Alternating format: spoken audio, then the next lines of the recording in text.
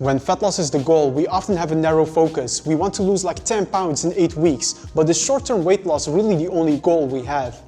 Most people don't just want to lose weight, but they want to get leaner and also maintain their fat loss results. This requires a longer-term perspective. Not only do we need to think about how we can lose fat now, we also have to consider how to design your fitness process so that you can form new habits that will help you keep the fat off. That's why in today's video, I will discuss 3 key tips about sustainable fat loss. You will learn all about what it takes to lose fat and maintain a healthy body fat percentage in the long term. But first, a quick request. We're almost at 15,000 subscribers, and that has been a personal goal of mine for this YouTube channel for a while now. So it would be greatly appreciated if you can help me reach that objective by hitting that subscribe button if you haven't yet. And I'll do my best to help you reach your objectives by discussing the first tip of this video, which is about using diet breaks in your fat loss phase. When people approach their fat loss phase, they often think it will be a linear process. But fat loss progress is typically not linear. While some people may be able to achieve their fat loss goals in one big training and nutrition push, most people can benefit from taking small breaks in the middle of their fat loss process. As I have spoken about many times before, to lose fat we need a calorie deficit, meaning that you consume fewer calories than your body expends in a day. But staying in a calorie deficit for a long time can be fatiguing for your body. The human body cares about survival and is adaptive. So if you eat lower calories for an extended period of time, your metabolism will adapt to this and your daily energy expenditure will drop. Also, if you're constantly trying to restrict your calories, you never really learn what it feels like to maintain your weight.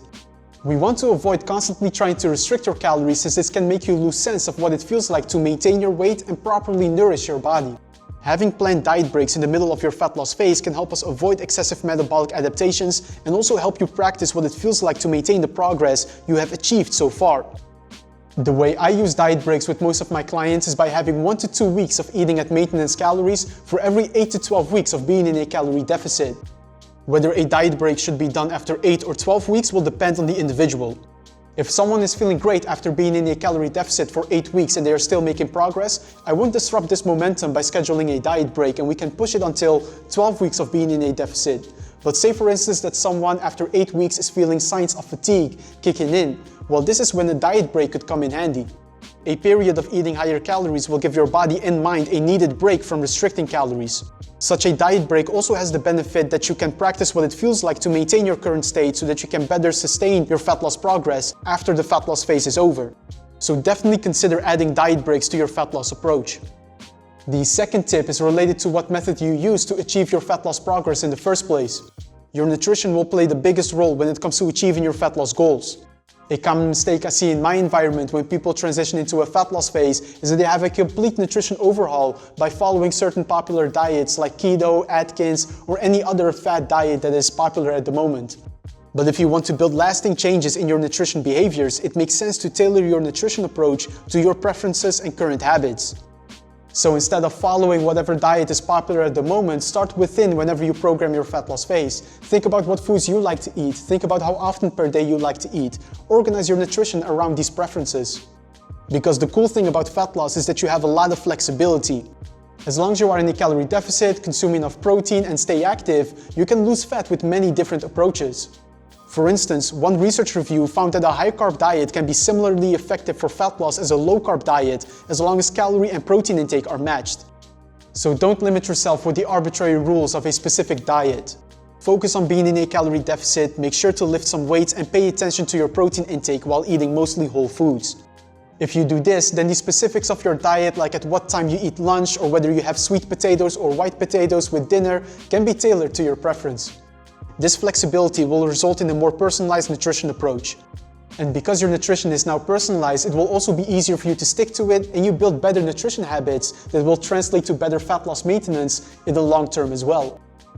The third and final tip regarding sustainable fat loss is about having a post-dieting plan. Often when people have achieved their fat loss goals, they almost immediately move into the next goal, which can be something like going into a bulking phase. But right after you have achieved your fat loss goal, I generally would suggest a reverse dieting process before you transition fully into a bulking phase. A bulking phase basically refers to eating more calories so that your body also has more energy to put towards building muscle. And I've done bulking phases myself and this has went well, but right after a fat loss phase is typically not a good time to start a bulking phase. Research indicates that we are more susceptible to fat gain right after a fat loss phase, so we want to avoid eating in a calorie surplus directly after a fat loss phase. This also makes sense from a survival point of view. After a fat loss phase, your body of course just lost quite a bit of fat, but that means that it also lost quite a bit of its energy reserves. So once the body has the opportunity to restock these energy reserves when you eat at the calorie surplus, the body will gain fat at an accelerated pace. That's why after a fat loss phase, I would typically have a 3 to 5 week reverse dieting period in which you gradually build your calories up before you start a bulking phase. If I take myself as an example, during my fat loss phase I was eating 2,000 to 2,100 calories per day, and I know my maintenance calories is roughly 2,600. In a period of about 4 weeks, I gradually built up to eating 2,600 calories per day. If after these 4 weeks I want to start a bulking phase, I can by upping the calories another 100 to 200 calories per day. With this reverse diet, your body has the opportunity to recover from being in a calorie deficit, and fat regain is going to be limited once you start your bulking phase. So to sum up, there are 3 key tips I would consider when sustainable fat loss is the goal. First, incorporate diet breaks into your fat loss phase to give your body a pause from being in a deficit and practice what it feels like to maintain your fat loss progress. Secondly, tailor your nutrition approach to your preferences. We have a lot of flexibility when it comes to nutrition design for fat loss. Let's make use of that. And thirdly, once you have achieved your fat loss goals, reverse diet your way back to maintenance calories before going into a bulking phase to avoid fat regain. And that was all for today's video. I hope you got some good knowledge out of the tips discussed today. As always, if you have any questions, feel free to leave them in the comments below. Also, if you found this video helpful, then leave me a thumbs up, subscribe to the channel if you haven't yet, and I will see you in the next video.